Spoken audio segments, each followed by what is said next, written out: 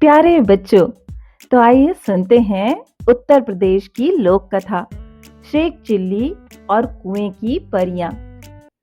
एक गांव में एक सुस्त और कामचोर आदमी रहता था। काम धाम तो वह कोई करता ना था। हाँ, बातें बनाने में बड़ा माहिर था। इसलिए लोग उसे शेख चिल्ली कहकर पुकारते थे। शेख चिल्ली के घर की हालत इतनी खराब थी कि महीने में 20 दिन चूल्हा नहीं जल पाता था। शेख चिल्ली की बेवकूफी और सुस्ती की सजा उसकी बीवी को भी भुगतनी पड़ती और भूखे रहना पड़ता। एक दिन शेख चिल्ली की बीवी को बड़ा गुस्सा आया। वह बहुत बिगड़ी और कहा, अब मैं तुम्हारी कोई भी बात नहीं सुनना चाहती, चाहे जो कुछ करो, लेकिन मुझे तो पैसा चाहिए। जब तक तुम कोई कमाई करके नहीं लाओगे, मैं घर में नहीं घुसने दूंगी।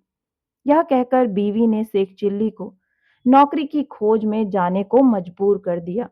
साथ में रास्ते के लिए 4 रूखी सूखी रोटियां भी बांध दी। साग सालन कोई था ही नहीं, देती कहां से। इस प्रकार शेख चिल्ली को ना चाहते हुए भी नौकरी की खोज में निकलना पड़ा। शेख चिल्ली सबसे पहले अपने गांव के साहूकार के यहाँ गए। सोचा कि शायद साहूकार कोई छोटी मोटी नौकरी दे दे, लेकिन निराश होना पड़ा। साहूकार के कारिंदों ने ड्योढ़ी पर से ही डांट डपट कर भगा दिया। अब शेख चिल्ली के सामने कोई रास्ता नहीं था। फिर भी एक गांव से दूसरे गांव तक दिन भर भटकते रहे।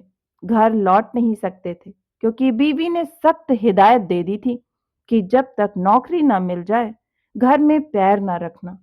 दिन भर चलते चलते जब शेख चिल्ली थक कर चूर हो गए, तो सोचा कि कुछ देर सुस्ता लिया जाए। भूख भी जोरों की लगी थी, इसलिए खाना खाने की बात भी उनके मन में थी। तभी कुछ दूर पर एक कुआं दिखाई दिया। शेख चिल्ली को हिम्मत बंधी और उसी की ओर बढ़ चले। कुएं के चबूतरे पर बैठकर शेख चिल्ली ने बीवी की दी हुई रोटियों की पोटली खोली। उसमें 4 रूखी सूखी रोटियां थीं। भूख तो इतनी जोर की लगी थी कि उन चारों से भी पूरी तरह ना बुझ पाती। लेकिन समस्या यह भी थी कि अगर चारों रोटियां आज ही खा डाली, तो कल परसों या उससे अगले दिन क्या करूंगा, क्योंकि नौकरी खोजे बिना घर घुसना नामुमकिन था। इसी सोच विचार में शेख चिल्ली बार बार रोटियां गिनते और बार बार रख देते। समझ में नहीं आता कि क्या किया जाए। जब शेख चिल्ली से अपने आप कोई फैसला ना हो पाया, तो कुएं के देव की मदद लेनी चाहिए। वह हाथ जोड़कर खड़े हो गए और बोले, हे बाबा, अब तुम ही हमें आगे रास्ता दिखाओ। दिन भर कुछ भी नहीं खाया है। भूख तो इतनी लगी है कि चारों को खा जाने के बाद भी शायद ही मिट पाए। लेकिन अगर चारों को खा लेता हूं, तो आगे क्या करूंगा? मुझे अभी कई दिनों यहीं आसपास भटकना है। इसलिए हे कुआं बाबा, अब तुम ही बताओ कि मैं क्या करूं। एक खाऊं, दो खाऊं, तीन खाऊं, चारों खा जाऊं। लेकिन कुएं की ओर से कोई जवाब नहीं मिला। वह बोल तो सकता नहीं था, इसलिए कैसे जवाब देता? उस कुएं के अंदर 4 परियां रहती थीं। उन्होंने जब शेख चिल्ली की बात सुनी, तो सोचा कि कोई दानव आया है जो उन्हीं चारों को खाने की बात सोच रहा है। इसलिए तय किया कि चारों को कुएं से बाहर निकलकर उस दानव से विनती करनी चाहिए, ताकि वह उन्हें ना खाए। यह सोचकर चारों परियां कुएं से बाहर निकल आई। हाथ जोड़कर वे शेख चिल्ली से बोली, हे दानवराज, आप तो बड़े बलशाली हैं। आप व्यर्थ ही हम चारों को खाने की बात सोच रहे हैं। अगर आप हमें छोड़ दें, तो हम कुछ ऐसी चीजें आपको दे सकती हैं जो आपके बड़े काम आएगी। परियों को देखकर व उनकी बातें सुनकर शेख चिल्ली हक्के बक्के रह गए। समझ में ना आया कि क्या जवाब दें। लेकिन परियों ने इस चुप्पी का यह मतलब निकाला कि उनकी बात मान ली गई है। इसलिए उन्होंने एक कठपुतला व एक कटोरा शेख चिल्ली को देते हुए कहा, हे दानवराज, आपने हमारी बात मान ली, इसलिए हम सब आपका बहुत बहुत उपकार मानती हैं। साथ ही अपनी यह दो तुच्छ भेंटें आपको दे रही हैं। यह कठपुतला हर समय आपकी नौकरी बजाएगा, आप जो कुछ कहेंगे करेगा। और यह कटोरा, वह हर एक खाने की चीज आपके सामने पेश करेगा जो आप इससे मांगेंगे। इसके बाद परियां फिर कुएं के अंदर चली गईं। इस सब से शेख चिल्ली की खुशी की सीमा ना रही।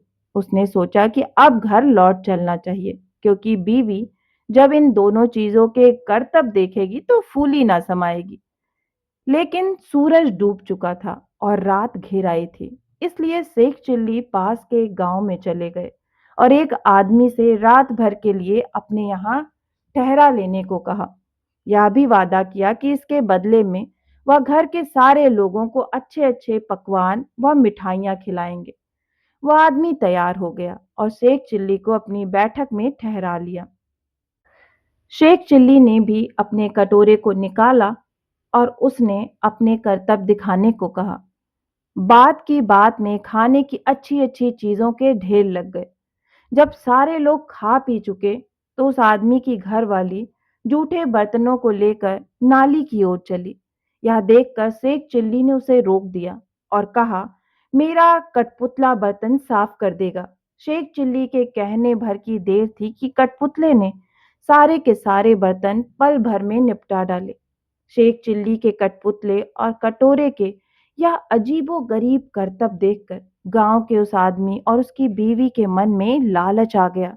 शेख चिल्ली जब सो गए तो वह दोनों चुपके से उठे और शेख चिल्ली के कटोरे व कठपुतले को चुराकर उनकी जगह एक नकली कठपुतला और नकली ही कटोरा रख दिया। शेख चिल्ली को यह बात पता न चली। सवेरे उठकर उन्होंने हाथ मुंह धोया और दोनों नकली चीजें लेकर घर की ओर चल दिए। घर पहुंचकर उन्होंने बड़ी डींगे हाँकी और बीवी से कहा, भगवान, अब तुझे कभी किसी बात के लिए झींकना नहीं पड़ेगा। ना घर में खाने को किसी चीज की कमी रहेगी और ना ही कोई काम हमें और तुम्हें करना पड़ेगा। तुम जो चीज खाना चाहोगी मेरा यह कटोरा तुम्हें खिलाएगा, और जो काम करवाना चाहोगी मेरा यह कठपुतला कर डालेगा। लेकिन शेख चिल्ली की बीवी को इन बातों पर विश्वास न हुआ। उसने कहा, तुम तो ऐसी डींगे रोज ही मारा करते हो, कुछ करके दिखाओ तो जानू। हाँ हाँ, क्यों नहीं, शेख चिल्ली ने तपाक से जवाब दिया और कटोरा व कठपुतले में अपने अपने करतब दिखाने को कहा। लेकिन वह दोनों चीजें तो नकली थीं, अतः शेख चिल्ली की बात झूठी निकली। नतीजा यह हुआ कि उनकी बीवी पहले से ज्यादा नाराज हो उठी। कहा, तुम मुझे इस तरह धोखा देने की कोशिश करते हो। जब से तुम घर से गए हो घर में चूल्हा नहीं जला है। कहीं जाकर मन लगाकर काम करो तो कुछ तनख्वाह मिले और हम दोनों को 2 जून खाना नसीब हो। इन जादुई चीजों से कुछ नहीं होने का। बेबस शेख चिल्ली खिसियाए हुए से फिर चल दिए। वह फिर उसी कुएं के चबूतरे पर जाकर बैठ गए। समझ में नहीं आ रहा था कि अब क्या किया जाए। जब सोचते सोचते वह हार गए और कुछ भी समझ में नहीं आया तो उनकी आंखें छलछला आई और रोने लगे। यह देखकर कुएं की चारों परियां फिर बाहर आईं और शेख चिल्ली से उनके रोने का कारण पूछा। शेख चिल्ली ने सारी आप बीती कह सुनाई।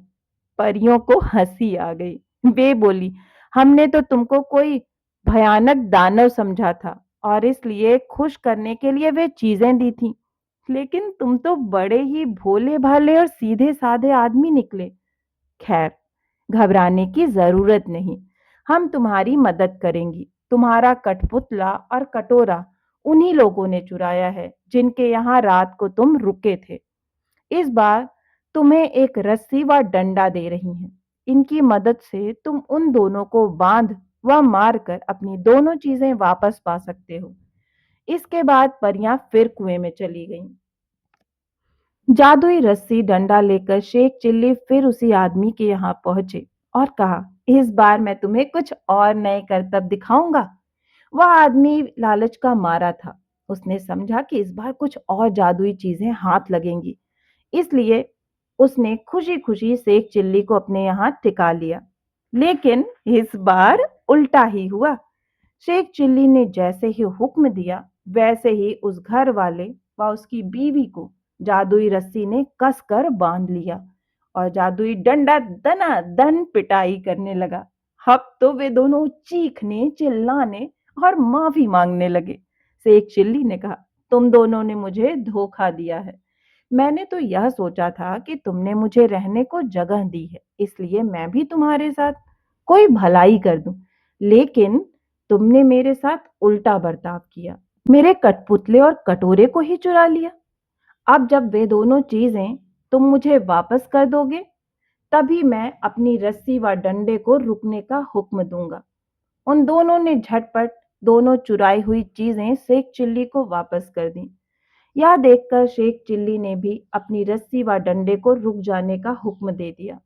अब अपनी चारों जादुई चीजें लेकर शेख चिल्ली प्रसन्न मन से घर को वापस लौट पड़े। जब बीवी ने फिर देखा कि शेख चिल्ली वापस आ गए हैं, तो उसे बड़ा गुस्सा आया। उसे तो कई दिनों से खाने को कुछ मिला नहीं था, इसलिए वह भी झुंझलाई हुई थी। दूर से ही देखकर वह चीखी, कामचोर, तुम फिर लौट आए।